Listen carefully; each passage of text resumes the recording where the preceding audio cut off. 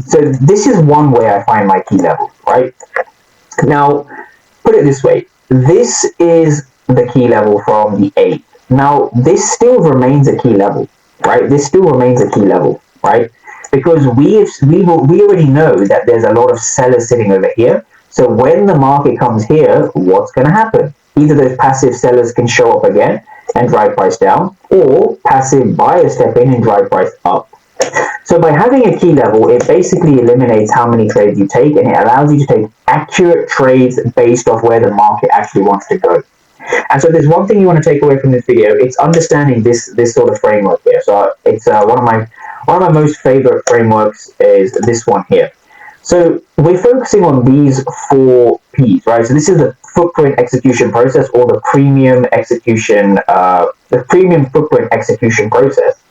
And so we want to focus on the 4 P's. I call it the 4 P's to profitability. So positioning, right? Where are you positioning yourself in the market? So this is super important. Before you even hit the buy or sell button, you need to know where you're trading from. So I had 2 specific levels. I had 1, 2. And so I can either take a breakout here, or I can take a breakout at number 2.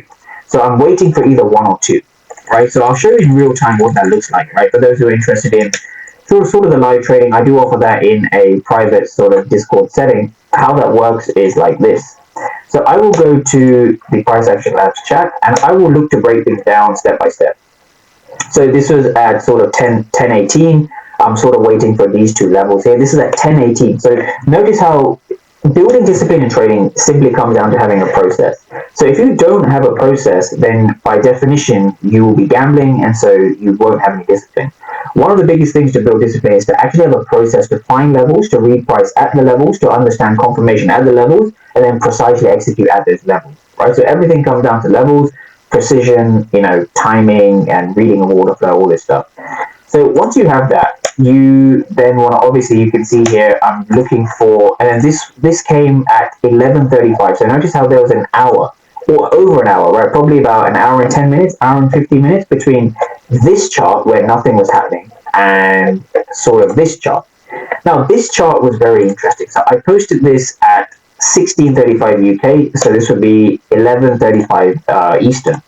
So I'm posting this at 11:35 Eastern, and I'm saying to people, look, right, is it, what are we going to get at this level, right? So when we come into this level, let's go back to the charts.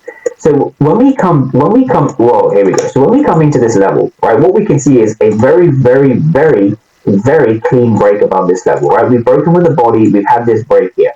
That's sort of the break. And so for those who are wondering how I enter like this. I enter off something called the Bolt Breakout Blueprint, right? So this is what it looks like. So this is the Bolt Breakout Blueprint. And so what I'm looking for specifically is 4 things. I'm looking for a break above the level. That's step 1, right? So maybe take a screenshot of this. That is step 1. You need to have an established break above your level. Why do I look for a break? So the reason I look for a break very specifically is this, right? Do you remember what happened yesterday or the day before? This zone was a massive area of supply, right? So here sellers were in control, right? Sellers in control, or sellers were in control. And so if sellers were in control here, right, and we break above the zone here, right, what does that tell you about the sellers, right? So these sellers over here, were they successful? These sellers here, right, were they successful? Well, the answer is no, because if we break above the zone, by definition, these sellers failed, right? So these are failed sellers, right? So those previous sellers did not show up here. So basically what that means from a price action perspective is that buyers are beginning to dominate, right? That's basically all it means, right? That's why we focus specifically on break being the first step. So you're looking for a break. That's the first thing. Another thing to mention here is for those who trade the opening range breakout, for example, right?